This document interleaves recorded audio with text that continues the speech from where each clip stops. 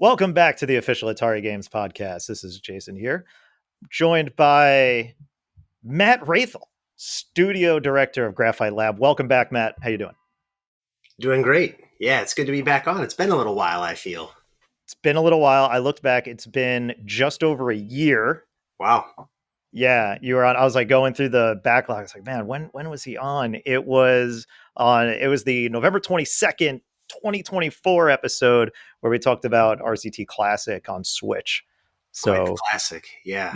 you were on that one. I made a perfect roller coaster. There was no issues with that at all. That's not exactly how I remember it, but yeah, they'll have to watch the episode to see which one of us is right.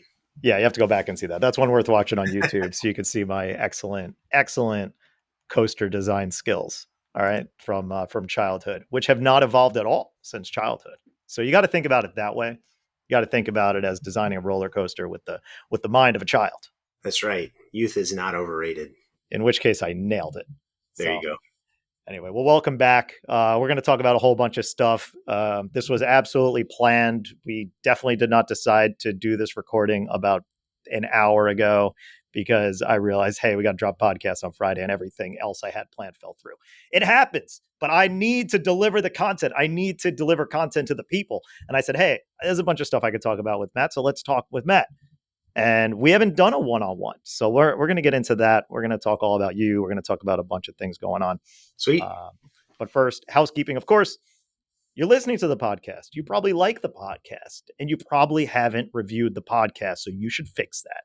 You should get over to iTunes or Spotify or anywhere else you can review the podcast. Give us 5 stars and then speak your mind. You know, if you got criticism, cool. Do that under a 5-star review.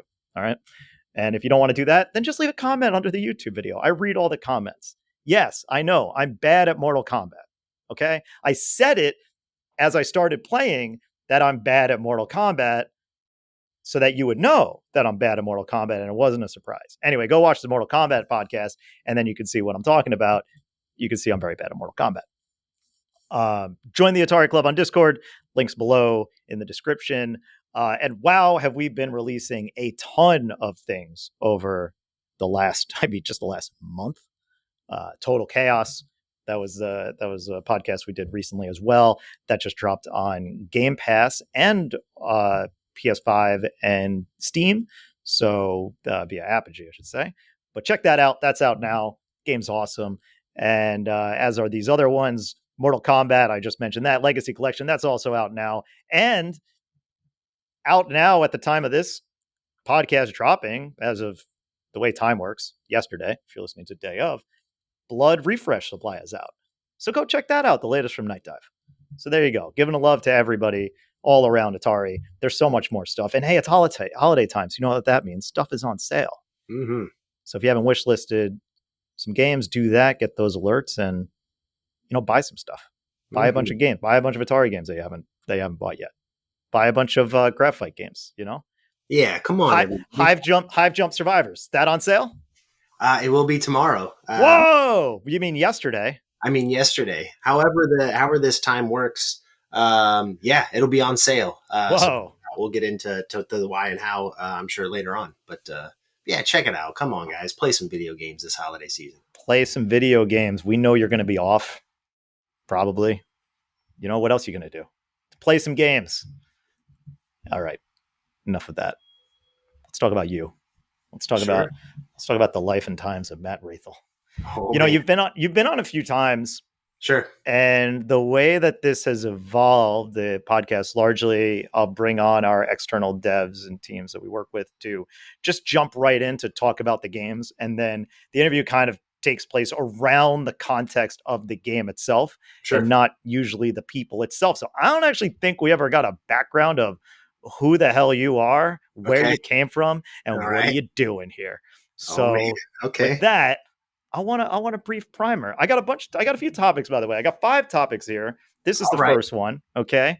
A few of them are actually relevant to what we do to what you guys do explicitly and some of the work we do together. And the others are are not at all. So I kind of wrote out this order. We'll see where it goes, but doesn't mean we can't veer off, and we'll see what we get through. So yeah, let's start with you, Matt. That's the first topic about Matt Raithel. Okay. Well, I mean, I grew up in the '80s. I was an '80s kid. Literally, my first console I ever played was an Atari. I mean, that's kind of where my gaming story started.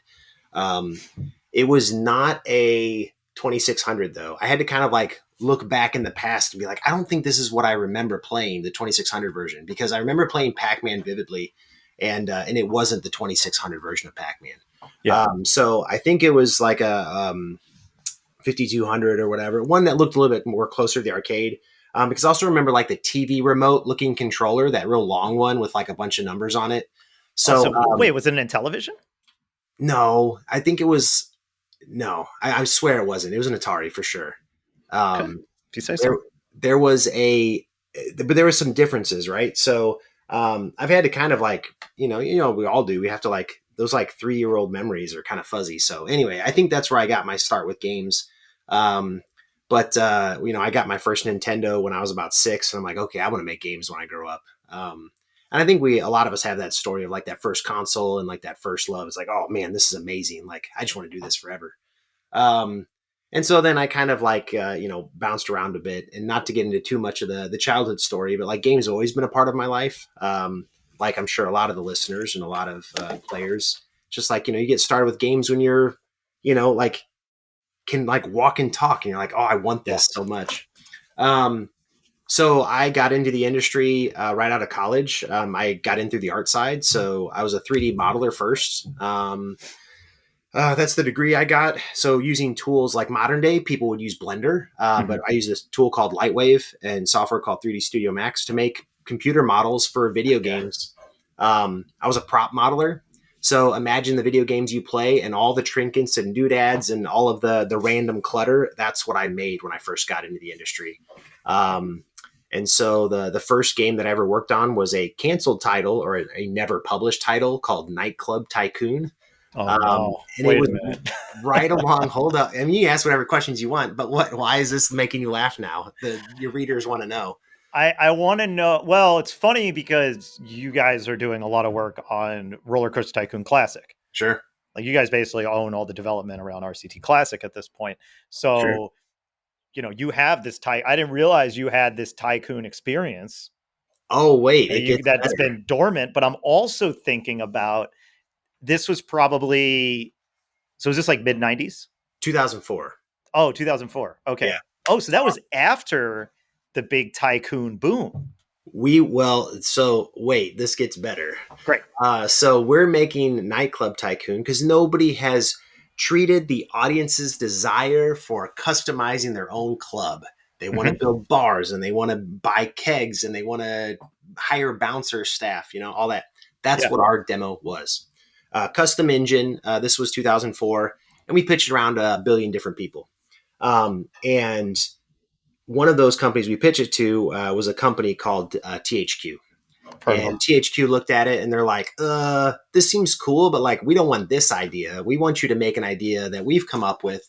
And it's another tycoon game. Only this one, you build a tabloid, right? So like modern day younger listeners are thinking like TMZ. Well, like back in the day, there were like printed versions of TMZ essentially. And that's, referred to as tabloids. Right. So That's how you would learn about the exploits of Bat Boy.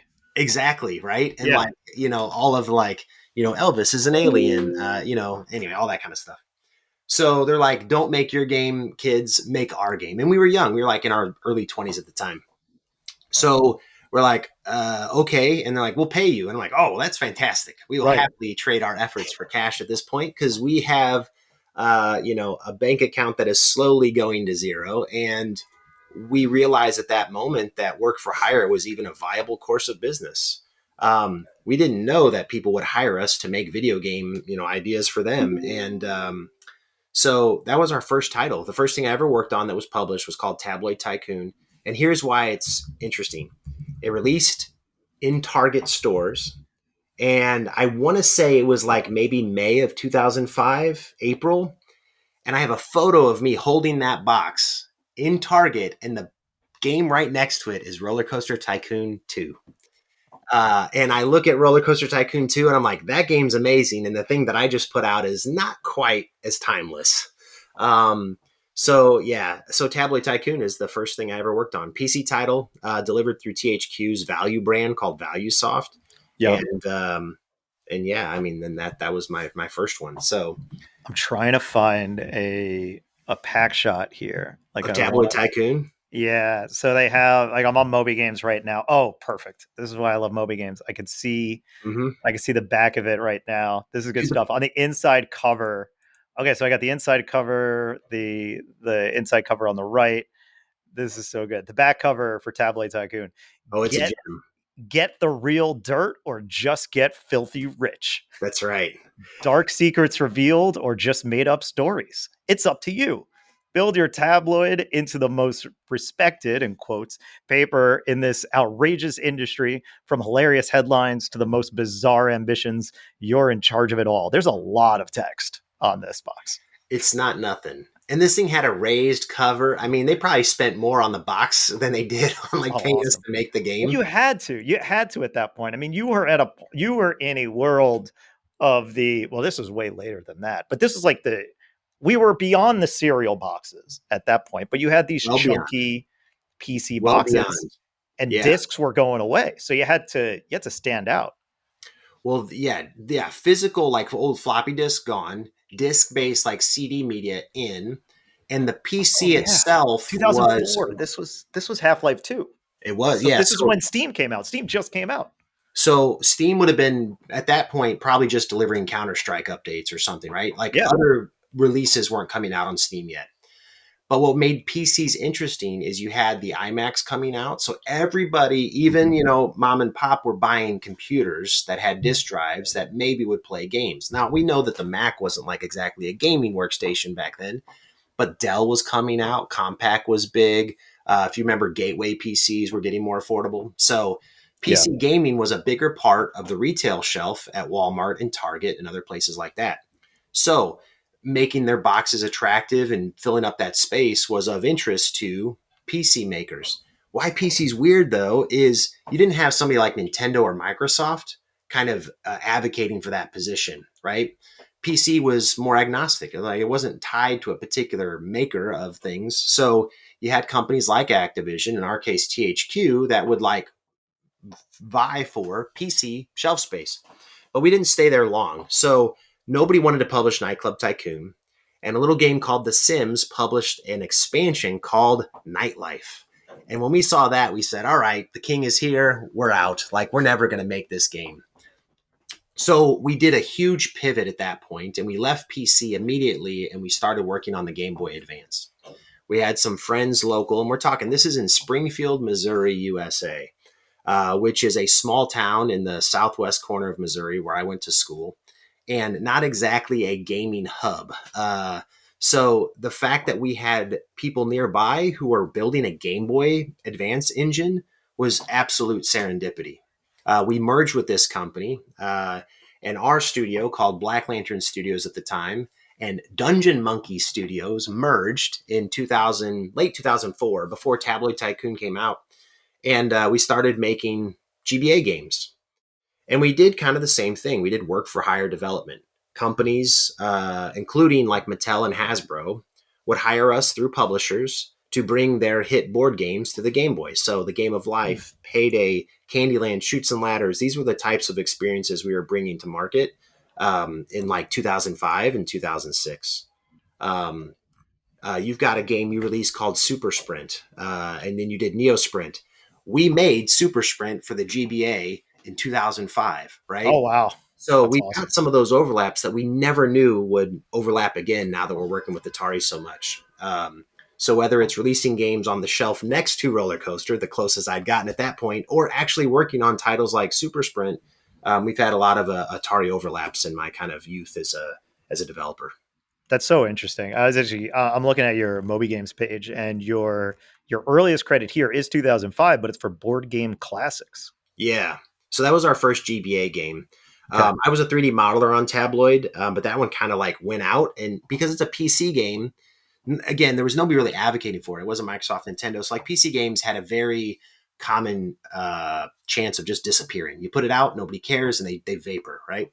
Right. Game Boy was a lot more significant. I mean, they were retail releases almost always, and yeah, so Board Game Classics and Spy Hunter and Super Sprint came out really close to one another. And I was a lead artist on Board Game Classics, and it was like chess, checkers, and backgammon for the GBA. Sure. And Timeless. they're still fun to this day. Yeah. I should have started before when I was introducing you, but for those that don't know, I mean, Graphite Lab, frequent collaborator of Atari nowadays, Sure. and we published, I mean, three bangers. Like, let's be real, three underappreciated bangers, which are the puzzle platformer Kombinera, incredible precision platformer Mr. Run and Jump, and then Quamp 2. Yeah. Which is an incredible sequel to Quamp 1 that also acts as a sequel to Pong. So Right. that's like some of the modern graphite work that's being done with Atari, in addition to the RCT stuff. But you're at. I just wanted to raise that point. But then so how did it evolve to Graphite Lab? Like, what was the evolution to that Yeah. from So Black Lantern? Black Lantern was in Springfield, Missouri. We did Mhm. well. We got some big licensed partners. We started cranking out hits on GBA, then DS, then Wii. And we realized we were getting too big. We were about 80 people or so, and we realized a team of 80 is just it's hard to manage for us. So Mm. we expanded. We sent part of the team down to Austin, Texas, and started doing sports games down there. We did a little title called Tecmo Football that people seem to love. We did a few other sports fitness related titles down there. And we released our first original IP called Soul Exodus, which is kind of like Free Space meets X-Wing, that kind of a title. Hell yeah. And as we were kind of on this roll of doing licensed titles in Springfield, sports titles in Austin, Texas, I'm like, guys, we should do this again. This is great. Let's go make another studio. I'm from St. Louis, Missouri, which is where I am presently and where Graphite lives. And so I said, let me get out to St. Louis. It's a slightly bigger town than Springfield. I know a lot of people there. I think we can make a new studio work out in St. Louis. And so we expanded and created Graphite Lab to start addressing the downloadable market. So we're talking about the Wii eShop, Xbox Live Arcade, those kind of titles we started doing out of Graphite Lab in St. Louis. Mm-hmm. So our first one there was with a company called Konami and a brand called Ben 10 Alien Force through Cartoon Network. And it was a side-scrolling action platformer, and probably the first attempt from our team at doing something that would eventually lead into something like Run and Jump. So side-scrolling platformer, you play as Ben 10, you switch into a lot of different alien forms to solve puzzles and get through each stage. And it was great.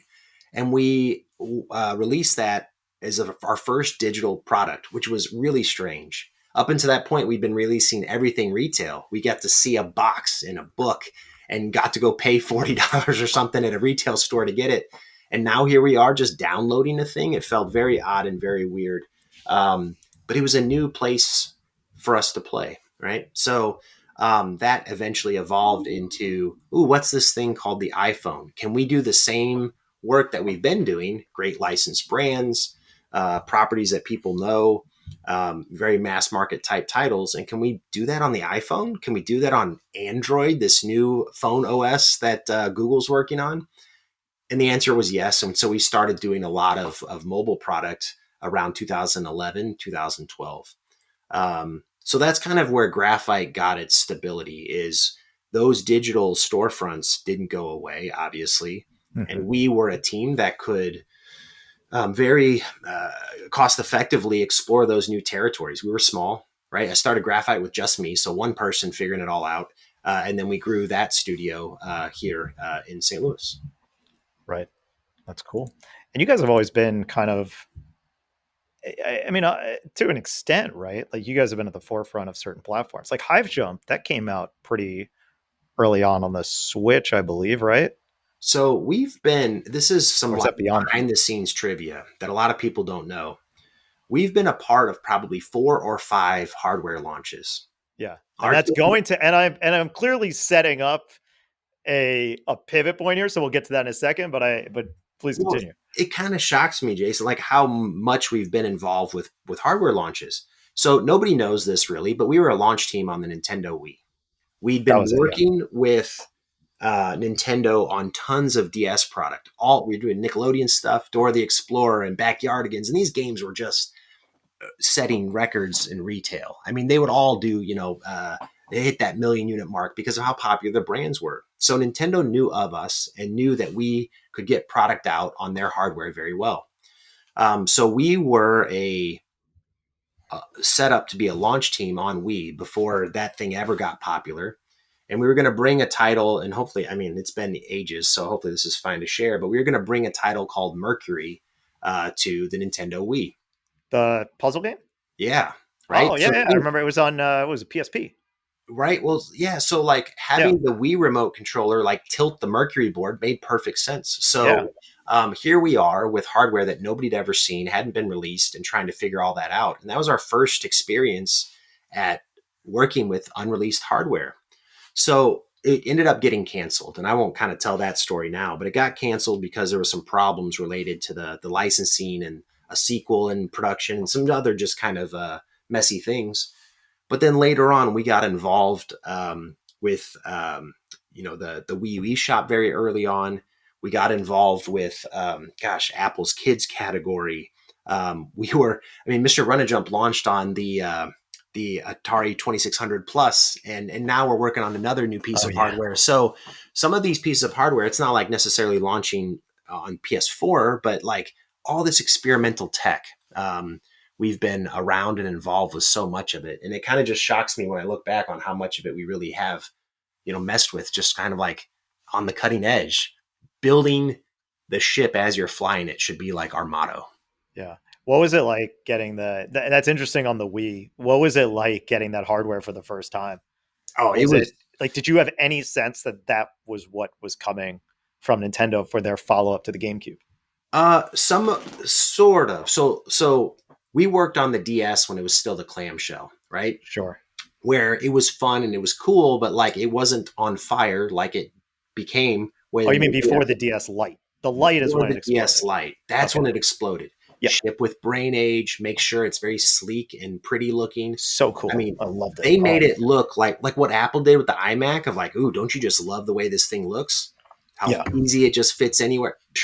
And that just shot off. Yeah. So when we kind of heard about the Wii, and I forget it's like at this point I forget its code name. It obviously wasn't Revolution. the Revolution. That's right. Yeah. So when we got access to that, we're like, this is wild and wacky and crazy. And none of it, of course, when we got looked like the retail product. A lot of dev kits now do. A lot of people don't know that, but like the early dev kits all looked like some alien computer. They all just looked weird and odd. Now PS5 was definitely one of those where you had that big, like, it looked like a V on the ground. It looks like an engine. That's it's what like the the last of PS5 the dev kit cool looks like. looking dev kits, right? And, Yeah. and I know all these hardware manufacturers are very protective of that content. And so I don't want to like speak too out of turn here or kind of get into any confidential conversation, Sure. but getting it was incredibly high profile. It felt like, wow, look what we're doing. We must be doing something right if we're getting access to this hardware. And we didn't even think about success. We just thought about like, isn't this cool that we're on the inside? Isn't it cool that Nintendo trusts us with this? And we treat it very seriously. That thing went in a locked safe every night, and like only certain members of the team who were working on the product were able to mess with it. And we did everything they required of us to do and treat it very carefully. Yeah. Yeah. The interesting thing with that, the Wii was always so interesting, not just because of its design, but that because of how it did the motion controls. But that was really the first time that Nintendo truly broke away from the pack and said, "Yeah, you guys are doing all your fancy HD visuals. Who cares? We're going to be doing. We Yeah. got this. We got this remote, and everybody's going to love it and trust us on this." GameCube was. It might have even been third place the console generation that it Yeah. was out versus Xbox and PlayStation. If it wasn't, it was second place largely because of its extended time on the market for an Yeah. extra year over Xbox. But man, when the Wii came out, I don't think anybody really saw that coming. Stratosphere, right? And so Yeah, we immediately, even though we didn't get to release Mercury, immediately, it was all custom engine. Everybody listening got to remember, Unity wasn't a thing. Unreal Engine was not accessible. You're only writing your own engines at this point. 2006, True. 7, 8, your own engine for everything. Maybe you could license something called Gamebryo or Torque, but like even those weren't that great. You wrote your own stuff. So to see a console spike like that, everybody's scrambling like, oh, we got to adapt our engine to run on this thing. And so we did. So we adapted our kind of internal tech to support the Wii, and we started taking some of our DS product, brands we'd get for the DS, and trying to position ourselves to take on the Wii versions of those too. Not like Unity, present day, where you can make it one place and very quickly port. You had to do almost like a whole second game to support multiple platforms back then. Which they did. I mean, that's Which we why did. I'm sure a lot of games were different, not just from hardware limitations, but just because of the difficulty of adapting engines with the hardware Well, and limitations. it's why you get a lot of these exclusivity way back when, and now you're starting to see these properties start to kind of flow back and forth because it's just not as big of a technical undertaking to put it more places than one. Yeah, everything's a computer, right? Everything's Yeah. a computer. Well, speaking of new hardware, Yeah, you just did a project on this thing called the board. yeah, And when I heard about this thing, and now that I've clicked the link that you sent me, it appears in my Instagram ads yeah, pretty much every single time I log in. yeah. So tell me about this thing. Like how did you get involved with them? What is it? And what was it like making something for it? What did you do? Yeah. Um, this hardware, for those that don't know, imagine a digital tabletop surface, but physical pieces interact with this digital board. So everybody probably has that imagination of, oh, wouldn't it be cool if I take this physical toy and connect it with a digital product? And in people's minds, they start to think, oh, well, yeah, well, didn't like, isn't that kind of Amiibo or Skylanders or Disney Infinity? Like, didn't they kind of do some of this? And the short answer is, yeah, they took physical stuff and connected it with the digital thing, but a lot of that was like just kind of for the purpose of temporary or single information transfers. But what if we could make those pieces really matter on the surface of this digital structure, like long term? So, um, the team at Board reached out to us maybe 2 years ago, right? So like late 2013, I'm sorry, 2023, forgive me. And they had seen our experience in dealing with licensed brands and dealing with experimental hardware. Um, and and they kind of invited us into some of these conversations. And as a team, Graphite Lab, as I mentioned before, man, we love getting in on this like wacky, cool, crazy stuff. Like it's not that we chase, just whatever's popular. Like we love tinkering. We love finding new ways to design and play.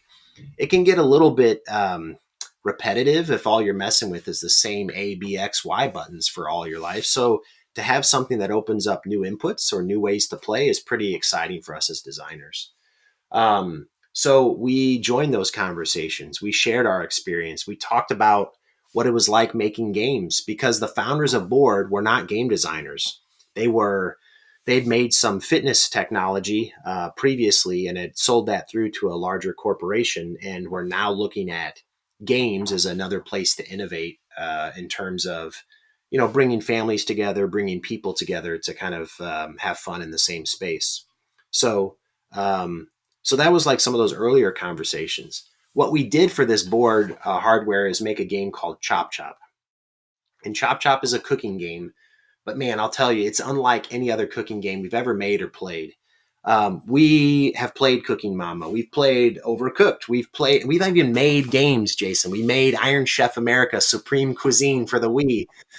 So we've done cooking games before, and they can be a pretty derivative, right? They kind of all have kind of like similar pieces because the act of cooking isn't changing. So like, how do these games, innovate?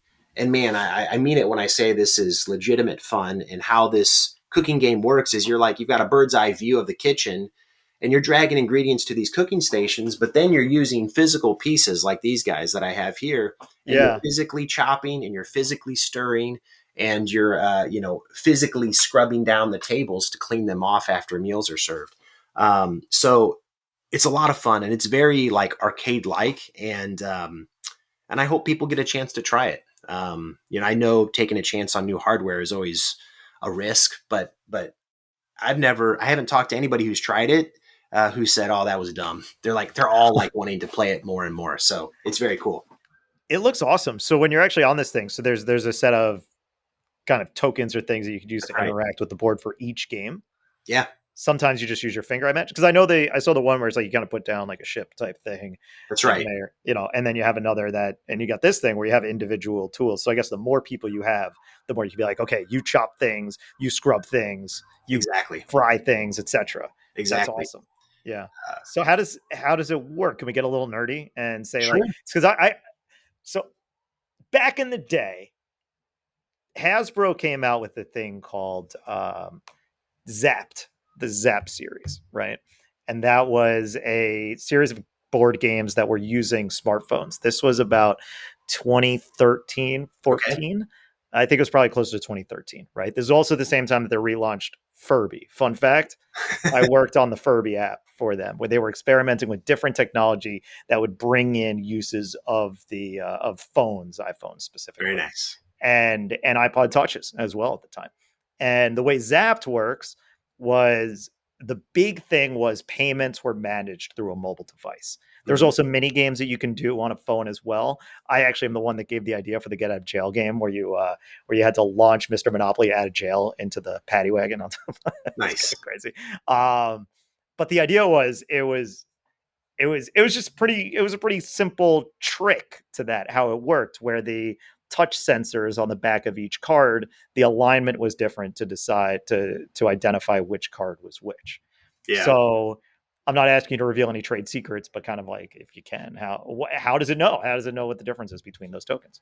Yeah. So actually, so I have an unopened pack of pieces that I thought I could just kind of like live open here. Yes. Look, the Ta-da. one thing I've said, I think I might have said this before, but I've been trying to get Cassandra, our head of licensing, on to do Uh, like QVC style things where she shows a bunch of physical merchandise on camera, it'd be and so. it hasn't happened. So still trying to bully her. Please put comments in there begging Cassandra to join the podcast. Come on, Cassandra. Oh, Yeah. this is a brand new box. I just opened it. Okay. And in it contains individual bags of all the pieces. The game Cool. we made, Chop Chop, is on top and in center. I think that's a coincidence, but I'll take it. And so I'm going to open up the pieces for Chop Chop and just kind of show you what those look like. All right. Sweet. So pardon me while I put that on the floor. If you're listening to this on audio, go to the YouTube and if you're, check it out. if you're listening to it on audio, you got to see these The pieces. YouTube link is in the description, by the way. It is, there you go. So pardon the crackle. So I got to open these up real quick. This is ASMR. This is People, ASMR. people Yeah, show up for this. that's right. Like and subscribe. So on the bottom of these pieces, and I can put this toward my camera, but who knows if it'll focus properly. But there's Let's small see. little glyphs on the bottom of these pieces, and those Okay. glyphs matter for the detection and the recognition. Cool. So the pieces are nice, like heavy plastic or heavy molds. But this one's the knife. So this is going to do the slicing command. And they've got some pretty insane kind of glyph recognition technology that runs kind of in this board. The exact tech we obviously didn't build. We make the software, they make the hardware, and they had a team which you can discover online that has gone through more of the technical bits. So if you're really curious about the technical bits behind this board, you're going to have to follow board.fun and follow them online, and you'll be able to see some of these videos and almost like these mini TED Talks where they talk about how they've done this. The thing that was an interesting technical challenge to overcome, though, is that most digital surfaces have a limit of how many individual touches they can take at a time. Yeah. So if you have 6 people all touching a board at once, it won't do that on a normal device. So you have to build some new point and glyph recognition technology, and that's what they did. And that allows, I believe it's somewhere upwards of like 25, 30 individual touches That's at awesome. a single time, all running at 60 plus frames per second, which is nuts. Yeah. So not only does it detect the piece, but it detects its rotation, its position. It can tell which piece it is. And it can do some pretty fancy things in order to support that detection. So Chop Chop comes with a spoon and knife and other things that you'd want to do to cook. But some of their other games have some more experimental pieces. So I'll take out these. These are pieces for a game called Strata. This was developed by William Scher, who's did Manifold Garden, friend of ours from the high. Oh yeah. And so Strata uses these kind of like Tetris-like pieces. Again, more ASMR, forgive Again, me. Tetris-like, not Tetris. Tetris-like pieces. Tetris-like. But imagine these being placed on the board and doing things like either casting shadows or kind of impacting the other pieces based on how they're positioned, building structures and stuff. It's really some very intoxicating design. Like it's not something we've been able to do on any other piece of hardware, which is exciting and really fulfilling for us as designers. So yeah, That's so cool. So yeah, that's interesting. So it actually does capture, like the tech that they have is actually capturing the shape of what's touching it it's in a way. detecting the glyph, and then we have to do some smart design to try Yeah. and like virtualize what the piece is, right? Oh, I see. Okay, got it. Awesome. So That's imagine so very just cool. let's go back to our Wii experience. We all know that the Wii remote itself was doing some kind of virtualized motion tracking until they got that Motion Plus. So that's why with bowling, if you're doing the fiction of a bowling move, it works. But also if you kind of flick your wrist, that works too. So we came into this product understanding that we wanted to be as close to the fiction as possible. So we had to be thoughtful about how these different pieces work. So that way it wasn't just the gimmick, but it was actually understanding what piece was what. And that was a lot of iterative design. We spent about 2 years off and on connected with the board team trying to bring our product to life. And I think a lot of the other teams that contributed were in similar time sets. Very cool. Yeah. That's awesome, man. Yeah. Well, hopefully that works out. The design is awesome. I hope this does well. Thanks. Just because I think more platforms is good and more ways to have fun. Like, I walked by CES and I saw that crazy Rubik's Cube No thing. doubt. Yeah. And it's like, and then they said, yeah, this thing's been around for like 3 years. Like, oh, cool, great. So that's good. Even if they find more niche communities, Sure. I could totally see this thing being a hit with families and just a different way to have board games. Board games are hot right now. So, Board and games so are are hot right now. interactive games. You mash those two together, you get something like the board. That's awesome. Very cool. Thanks, Good stuff. So Jason. check out the board, board.fun. We're not sponsored. Hey, board guys, if we don't necessarily do sponsorships, but I'll plug you guys some more if you send me a free. No, I'm just kidding. I shouldn't do that. I have basically full editorial control over this thing, so I don't want to get in trouble by soliciting free thing. Anyway, check it out because Matt said so, not me. I want to pivot a little bit Sure. because I want to be respectful of the time. I was going to ask you about something, but maybe we'll get back to that later. I got to ask you some of these St. Louis questions. All Lead the right. way. So we basically covered 2 of my 5 topics. So I'm going to jump over to this next one. How does the elevator work in the arch? So it's like a few details on it. One is it's very slow. Okay. You're in a small globe-like elevator car. It's hard to sit in, so you're kind of hunched over. As as far as the size, I compare it to like a small vehicle. Like you're in a really really tiny car, tiniest car you've ever been in. It's like that, and it goes up through the legs of the arch. There's windows, so you can actually see the inside of the arch as you're going up in it. Um, Oh, you can't see out. you're You not like literally just you're not looking out into like the right, land, but you're seeing the inside, the scaffold, the inside of the structure of the legs of which the arch. feels really freaky. Like I feel like you don't want to see that. It can be unsettling for some. Yeah. Um, it takes, I think, 2.5 minutes to get to the top, and then the doors open, and then you get That's to slow. walk on this arched bridgeway with windows, and you get to kind of look out the arch, and then you go down the opposite leg. Yeah, it's So definitely a must do if you're ever in the St. Louis area. so it's like a one-way thing. Do you have to kind of go one way and then you go over the other? As Do they far as I recall, carry passengers both ways? as far as I recall, you come up one leg and you go down the other just to manage like the flow. Yeah. I think Okay. there's 6 cars that go up at once, though. It's not like just one car at a time. Oh. So if I recall, there's 5 or 6 cars that go up. So yeah, it's a little bit of a small highway. I wouldn't call it a single lane road. Oh, okay. Interesting. Yeah, I still don't understand how that works physically, but I guess you got to go to If you go to St. the Louis to arch, check it out. there's a short 20-minute like here's how we built this thing video to watch, and it's pretty impressive. Like I didn't know some of this. I also didn't know that the arch is a lot younger than I thought. I thought this thing was built like before the dawn of time when I was a kid, but like I think it just had its like 50th anniversary or something like that, 55, something like that. It hasn't been up for ever. Interesting. That's Yeah. cool. It's interesting. Definitely a interesting, I don't know, You architectural can't get it marvel of anywhere other sorts. than St. Louis. So if you come by, get on up there. They haven't duplicated in China. It's for another podcast. They haven't made like a separate like St. Louis in China, like they made a separate Paris. I don't think so. Yeah, like That the would second be awesome. That tower. would be awesome if you found out somewhere in China they just replicated St. Louis. Just Not that that'd I be know hard. of, but That'd be if any of awesome. your listeners find out, let me know. Yeah, that'd be good stuff. I want to continue talking about the Midwest a little bit. I want to talk about St. Louis, and you are based in St. Louis. You are based in the Midwest, which is not a large hub of game development. Yeah. You know, I think you often think of game development as being largely a West Coast thing. Maybe you think it's going, there's some in Canada, maybe there's teams in Vancouver, there's teams in Montreal, there's Yeah. obviously European teams. There's kind of a bastion of development in Austin, Texas. There was for a little while. I don't know how much that still exists. Yeah. Um, and now a lot of teams are obviously going remote, but you actually have a team centrally located in St. Louis. Yeah. So, um, you know, how do you feel about the game development in the US and its kind of viability as a, or I should say, how do I phrase this in a way that kind of makes the most sense, or it's like its potential, let's say, Sure.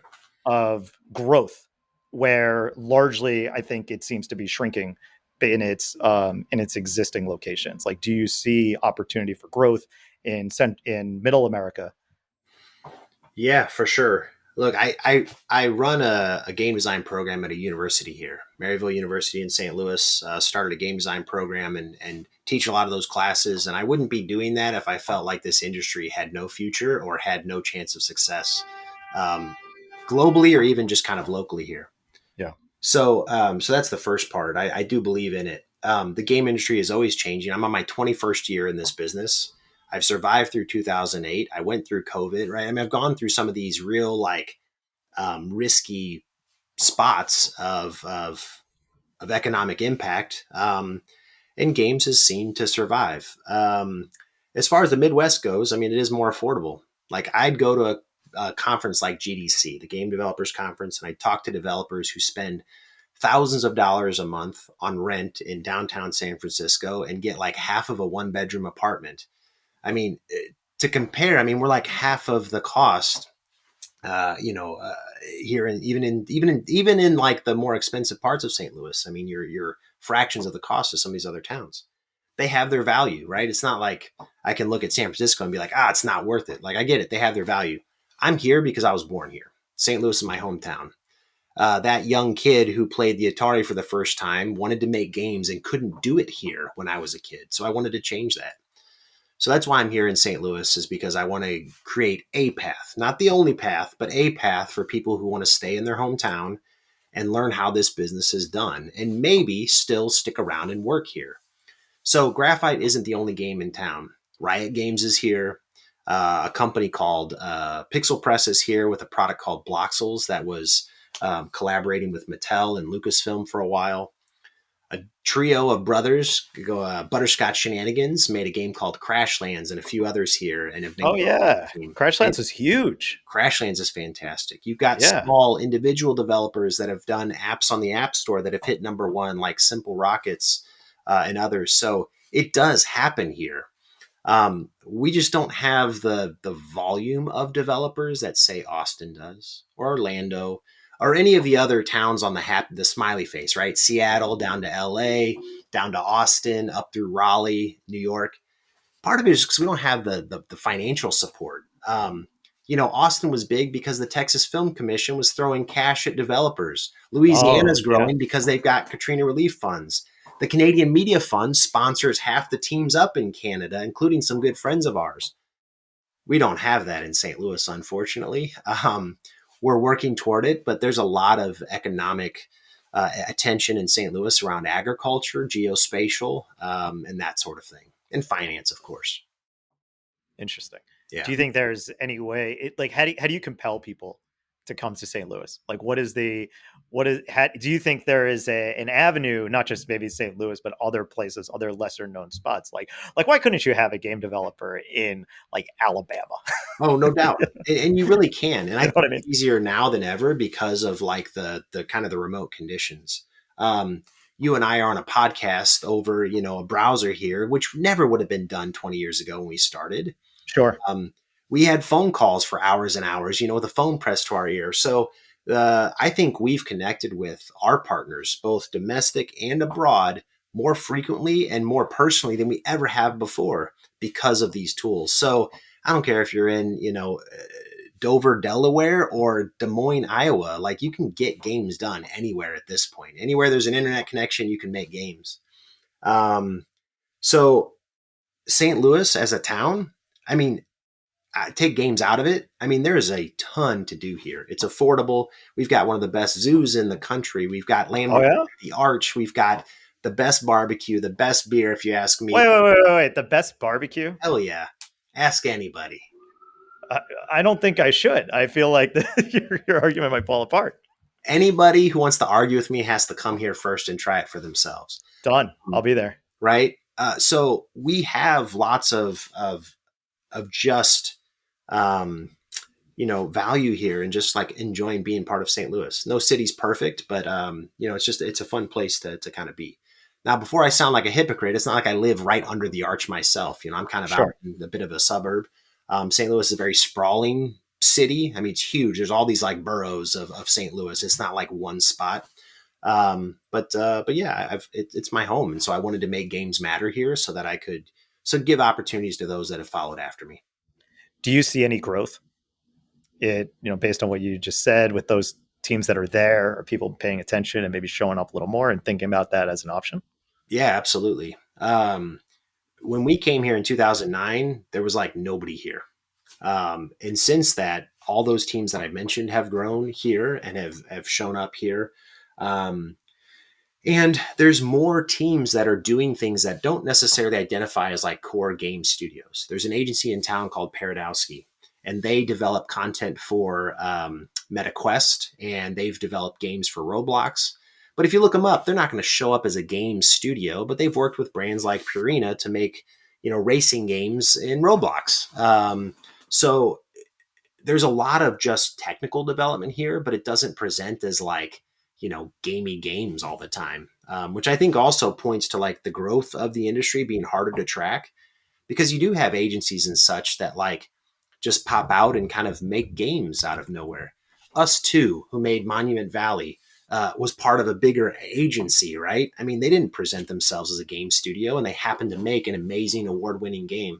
And so, again, it's harder to track when these different techs and creative fields like overlap so much. Yeah, That's awesome. That's right. good stuff. Yeah, Love it. Yeah, I like it. The US is so huge. There's a yeah, lot of places and things. Not everything is, I mean, I'm obviously recording from New York. It's insane. Everything's insanely priced here. yeah. We know that. It's crazy. And that's not the case everywhere. So It's not the case everywhere. people got to go somewhere. Why not St. Louis? Why not say Get some good barbecue. That's right. Cool. All right. Real quick, this is the last question I had before I force you to play a quick game, You bet. because there might be one person here, but I got a fun game that I could put you through. Fair enough. How does it feel now that you've been working on RollerCoaster Tycoon Classic? Yeah, You're still doing updates. You're working on the mobile version, the Switch version. yeah, There's, that's a huge brand. It's a huge IP. What is it? I mean, this isn't even your first go with RCT. You obviously had an experience on mobile briefly, yeah. but working with like let's say the core RCT, how's it feel to be like stewards of such a high profile IP like that? Yeah, I mean, I know it's not Nightclub Tycoon. it's not Nightclub Tycoon. I mean, which would have been great, but Yeah, it's kind of mind blowing. I people who have kids would relate to this. Like, you have 3 kids, and you're like, "Ooh, I love them all equally, but in different ways." Look, I love Run and Jump, and I love the other products that we work on, but there's something that's just like bucket list level like achievement for me to be a part of the original Roller Coaster Tycoon.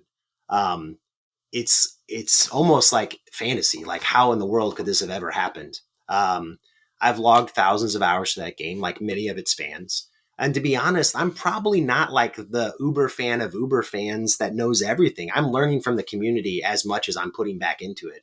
I'm on Reddit all the time, interacting with slash RCT community to find out like stuff that even I never knew. So I feel like a wonderful steward. Like, I care about the brand. It's authentic. It's not faking it. You know, I grew up playing this game more than any other. Um, but man, I'm also realizing that there's just stuff that even I didn't know, you know, like as you interact with these people, a game of this depth is like infinite. So as we work on it and as we kind of make decisions, like I'm always polling the community too to find out, like, you know, I almost feel like a group of Pikmin, you know, or like I'm not moving alone making these decisions. I'm kind of trying to find out how the community wants things to happen, being respectful of and adhering to Chris's kind of, you know, kind of ownership over the whole thing still. And then slowly taking these steps forward, which has so far been immensely fulfilling. Nobody in the community has come at us even once being like, what in the world are you doing? They're all so thrilled that we're preserving this product and have so much kind words to say for us, as well as Atari, of just like, awesome job. Like, keep going, keep doing this. And it's kind of a pinch me moment. Like, I'm shocked at how, you know, just how wonderful it's been. That's awesome. Well, you guys are doing a killer job. So Thanks. thank you for that. There's so much to be done. So anybody listening being like, they didn't fix my bug yet.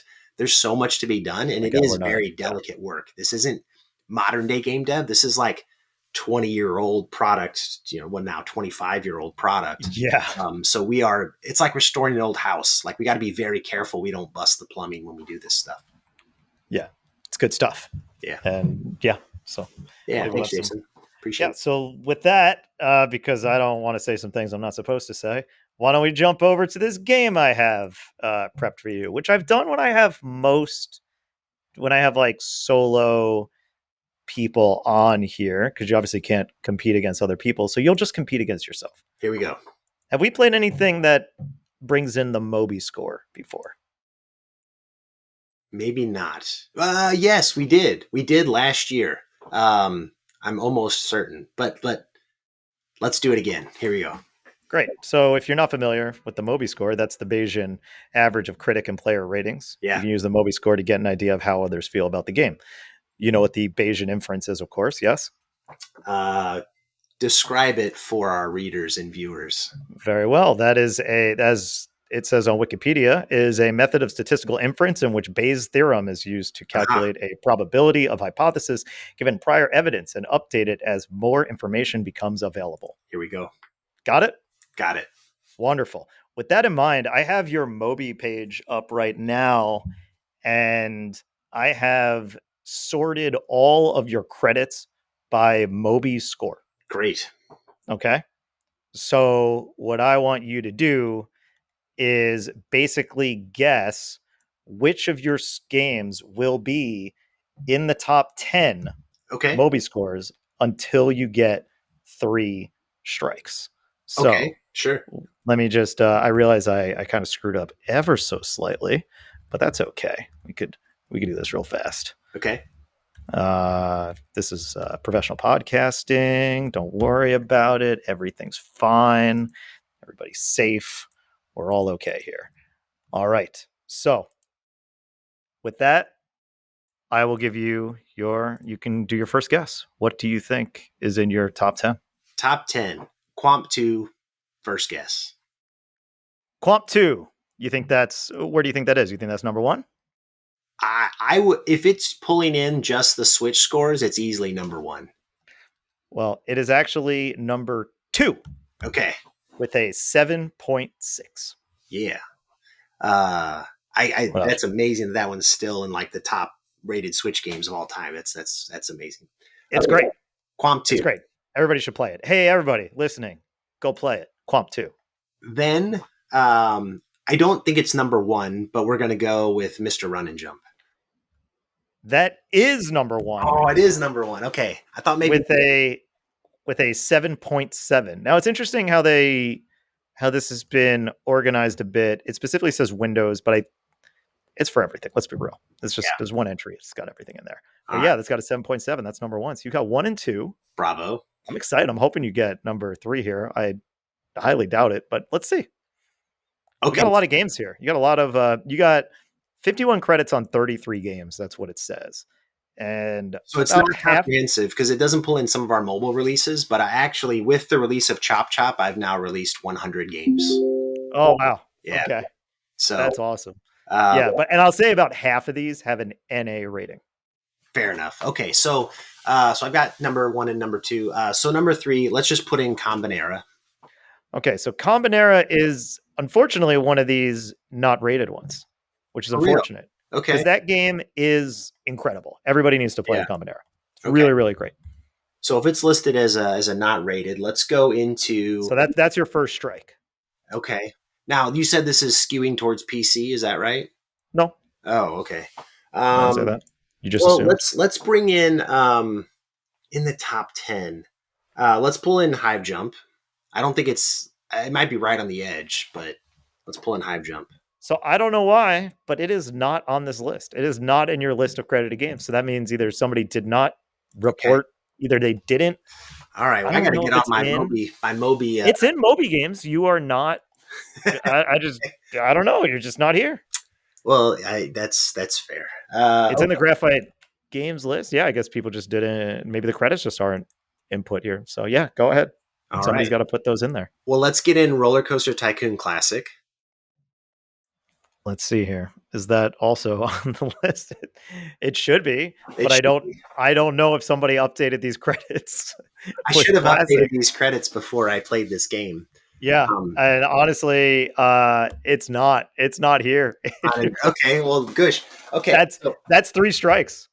Oh, that's all 3 strikes? That's 3 strikes. You just striked out 3 in a row. What? These were real answers. Give me one more guess. Fine. One more guess. There's a game called Elements of Destruction, and I think that's going to be in there. Nice. That is the number 3. Yeah. That is number 3, Elements of Destruction from 2007 on the DS. What is that game? Okay, you know how you play SimCity and then I've seen this box art. And then a monster comes through and destroys a city. What if you control the monster instead of building the city? So you control these elements of destruction, storms and tornadoes and other things, and you try to do as much damage to a city as you possibly can. It was received with mixed reviews by parents. Being the destructor isn't exactly something that parents are eager to put their kids in the position of, as we come to find out. But man, it's a lot of fun. You get to merge storms. So if you want to merge like a tornado and like a lightning storm, you can merge those together and make super storms. And it's wild. It's crazy. And it's an unusual title. And so we did the DS version of that with THQ. Love it. That's awesome. Very cool. All right, rounding out the top 10 here, and then I will let you get back to work. And then I also have to get back to work. Fair enough. So I'm surprised you didn't say this. Number 4 with the 7.1, Tabloid Tycoon. That's impossible. That's impossible. At one point, Tabloid Tycoon was the worst rated PC game that had been released. There's no way that has a 7.1. Hindsight being 2020. Hey man, I don't know what to tell you. I'm looking at this list. Take it up a Moby Games. Because I had abandoned that child. I was like, I'm never going to own that game ever. But I'm going to look at this later. Keep going. I'm a little confused how these work because it's interesting. When I click through it, I don't see it, but I think it's specifically for platforms. I'm not really sure how this is working, but who's to say? Tabloid Tycoon, then Little League World Series Baseball 2008. It's a great one. For the DS with a 7.0. Then Amazing Adventures: The Forgotten Ruins 2008 with a 6.9. Okay. Don't know what that is. It's Seek and Find. Those hidden picture games. Oh, okay. I got it. Find on the DS. They're good fun. Popcat. Then 10-Minute Solution for the Wii. Okay. That has a 6.9 as well. Our only Wii balance board game. This one's kind of crazy. 6.7. This is just fun. When you find it's interesting looking in retrospect when I think about the brands I've worked with. Yeah. This is kind of wild. 6.7 Uno/Skipbo/Uno Freefall 2007 for the DS. Amazing title. 6.7. Yeah, of course. This one's great. 6.1 Garfield's Fun Fest for the DS. Some of the best sprite art we ever made. Oh yeah? Yeah, Nice. Have to look that up. just too short. And then People, the number 10 on this list, and again, this is just based on what has a Moby score here, sure. with a 6.0, Dr. Seuss, How the Grinch Stole Christmas, 2007 DS. The only game ever made compared to Metal Gear Solid that I had no idea why they were making that comparison, but more on that later. Now, I rarely do this, but I have to ask about this. The lowest rating on Moby score here is Balls of Fury Yeah, with a 4.6, where you are the director of design. Say anything you want about Balls of Fury for the Wii, because that's what I'm looking at here. not my fault. No, I'm just kidding. Oh, okay. I'm just kidding. Chris Look, Walken, you're going to blame him?